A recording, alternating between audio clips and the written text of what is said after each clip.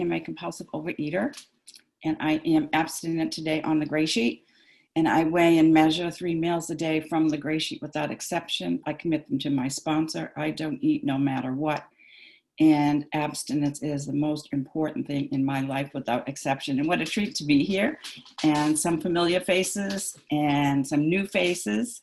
And the gift of Zoom, getting to meet new GreySheeters. Since I don't know a lot of you, I will say that my abstinent date, which is, which I usually don't say, but anyway, it's April 27th, 1983.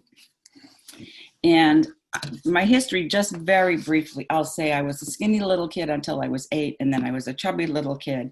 And then I went on my first diet when I was 12, and then I tried every diet that was available at that time and read every magazine, every book, and got into all kinds of trouble. And it worked a little bit. The longest one that was ever successful was Weight Watchers, which lasted for 2 weeks. And I did it with a couple of friends. 3 of us lived together, and another friend lived down the street. And we got together on Sunday afternoon. We planned our meals for the week.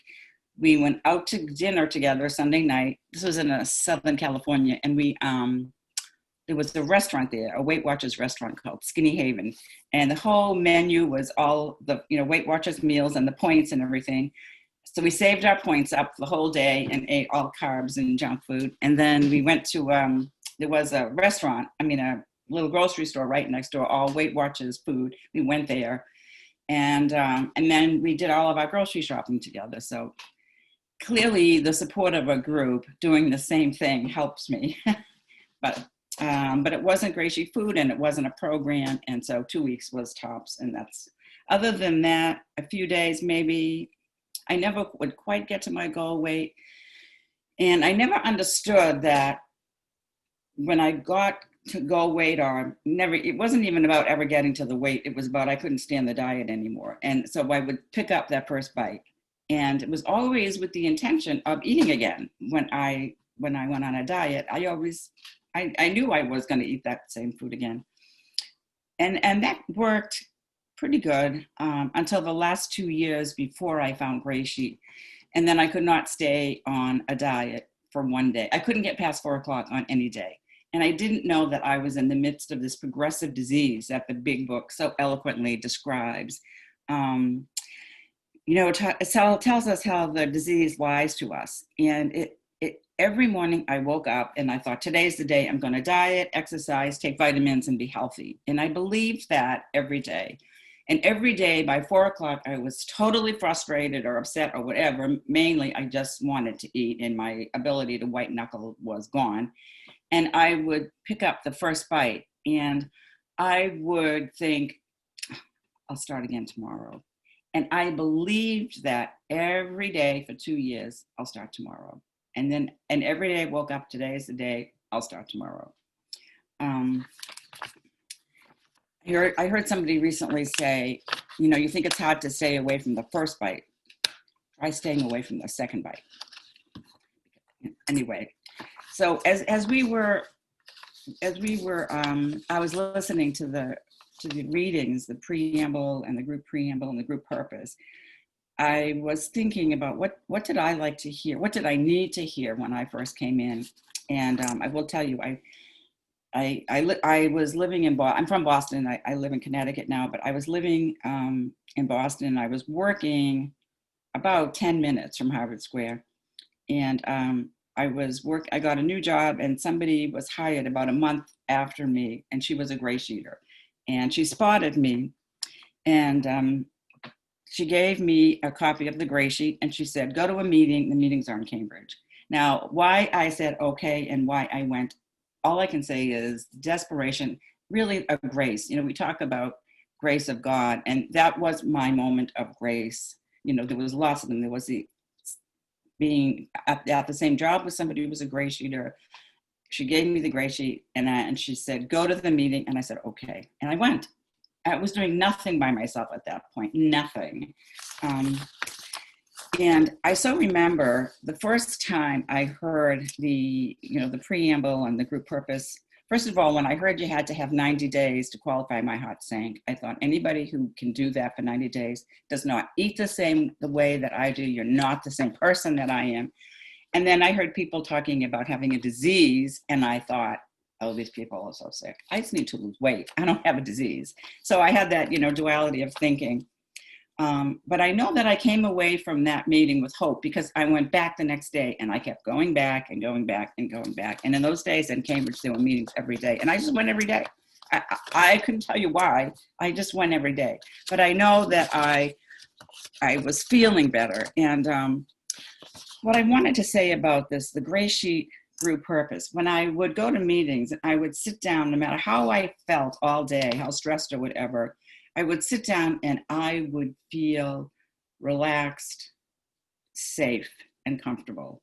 And mind you, I was not abstinent, because it took me 9 months of going to meetings to get abstinent. And if anybody is struggling, I'm here to tell you, I had 131 day ones.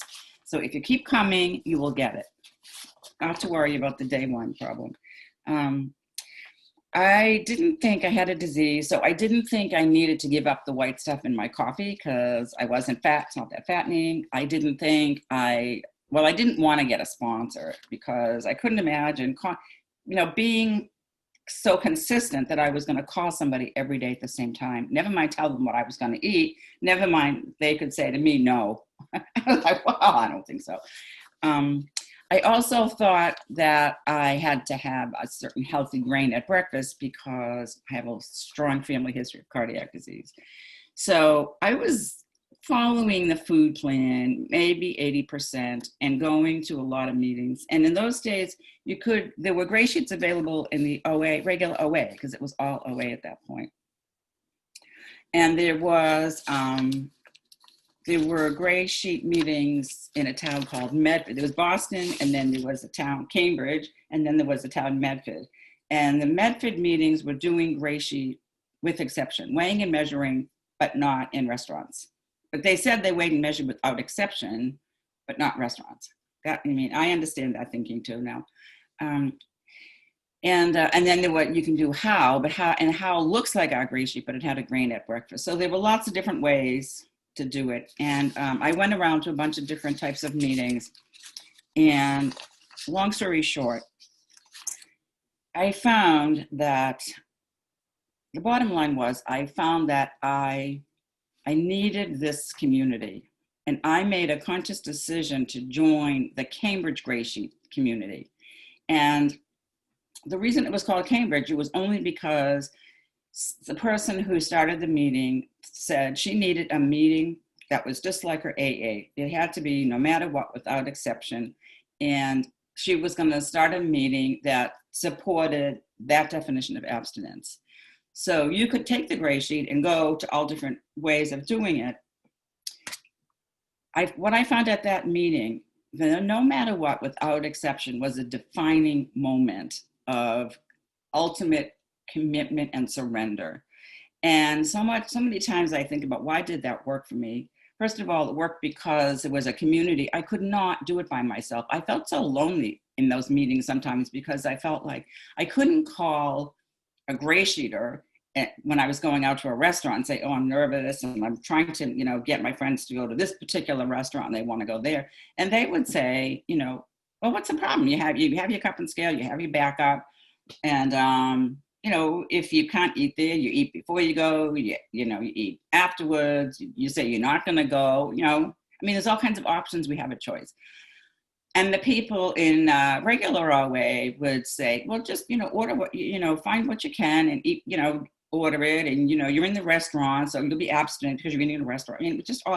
And I knew that I felt like, who can I talk to? Because I wasn't a part of any group.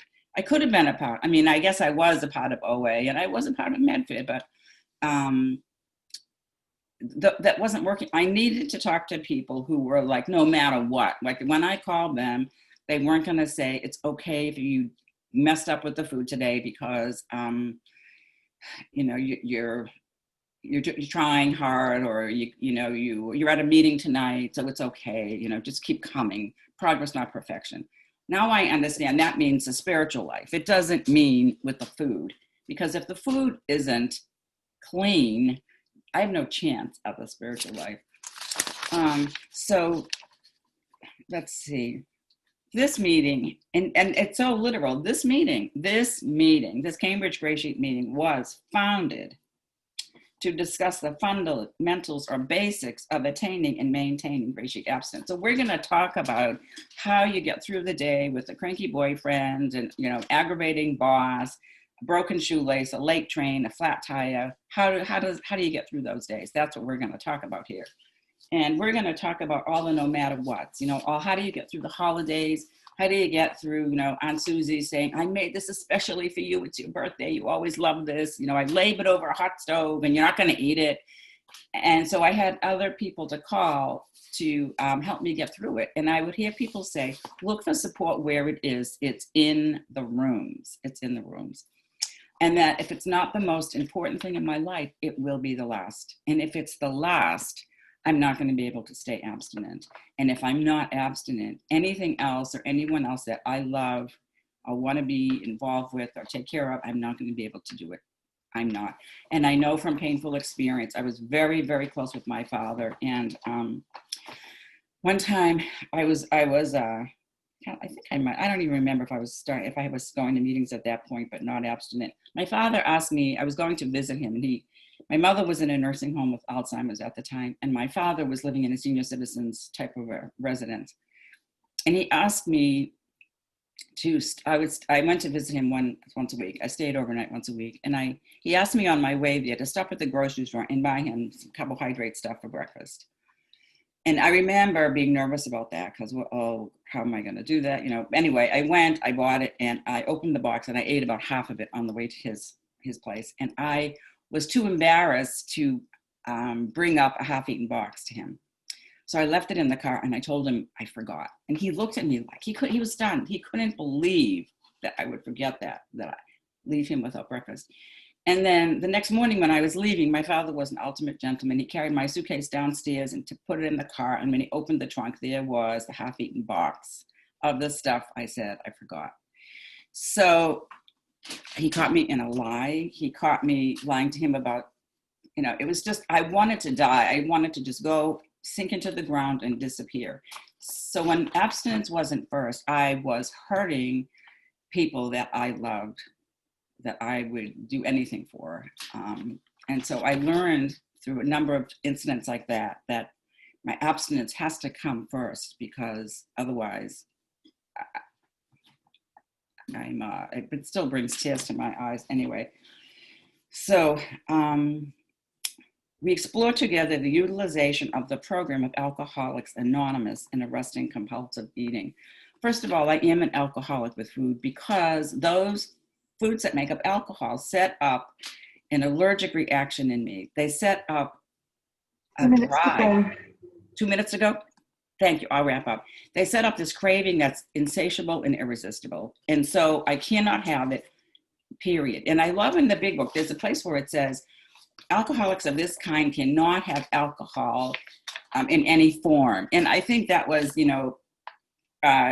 sort of like prescience or pre-telling Gray Sheet coming, because I can't have it in solid form. I cannot. So let's see, cannot have it. We require that our meeting leaders be abstinent for at least 3 months on a Gray Sheet. Support a vigorous and positive attitude to a Gray Sheet abstinence. A vigorous and positive attitude, that just means I can be having the worst day of my life. I can be crying my heart out. I remember when my father died, I felt like my life stopped, but I weighed and measured my food. I don't know how I kept walking, but I weighed and measured my food. And that's the strength of this program. That's the commitment. Nothing in between but black coffee, tea, or diet soda. I did not want to give up white stuff in my coffee, but I did it. I did a number of things, which it became worth it to me to have the community, because I could not do it by myself. And I know people start talking about, we got to do the steps, we got to stop them right away. And I'll wrap up with this. I was told, give myself a good solid year of weighing and measuring my food. Focus on the food for a year. Because we're different from AA in the sense that we, when you put down alcohol, you just put down alcohol, plug in the jug, done. But then what? Then what do you do? What do you do? You have to, so you have the steps. But for us, we have to learn how to do the food. And that's big. It's big. Okay, thank you. I'll wrap up. It's big to get through holidays, holidays and all of that stuff without eating. So it's a big curve. And I'll tell you, when you're doing that, that's the first 3 steps. In the deepest way, I am saying to my higher power, I cannot do this. You can. I'm going to let you do it. That's the first 3 steps in action. So anyway, on and on. It's worth it. Don't eat no matter what. Keep coming. And thank you for helping me be abstinent today by letting me share.